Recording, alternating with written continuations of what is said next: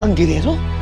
Nabigla din ako kasi syempre second to the last eksena namin nakikipagpatayan kami kay Miguelito. Yung pala, magkadugo din sila. So, nakaka-amaze kasi sa dami na nangyayari, isang bloodline lang pala ang nananalaytay kay Tanggol at yun ay Guerrero at Montenegro. So, ending ng lahat ng ito.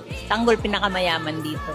Ang gulo-gulo no? Ang gulo-gulo talaga. Tsaka nakakagulat din talaga na meron pala siyang dugong Guerrero. Para sa akin, ang daming dugong nananalaytay kay Tanggol pero ang maganda doon, lahat mayaman. So napakayaman ni Tanggol. Pero nagulat ako sa nalaman ko na Guerrero pala si Tanggol. Ibig sabihin, lalo pa kami yayaman. Lalo pa kami yayaman kasi Guerrero si Tanggol. Kasi kung nasaan si Tanggol, nandun ang mga tropa. Kaya tuloy-tuloy lang yung Tanggol sa pagyaman natin. Kung nasaan ka man, nandun kami. So, suportahan ka namin. Hindi ka namin iiwan Tanggol.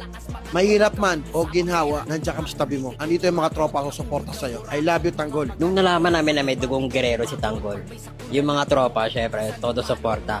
Kung anong desisyon ni Tanggol, doon kami para sa kanya. Unang-una sa lahat, napakahirap ng malaman mo na iba-iba ang pinanggalingan mo dahil isa kang Guerrero o Montenegro o Di Magiba. Asahan mo Tanggol, nandito lang kami sa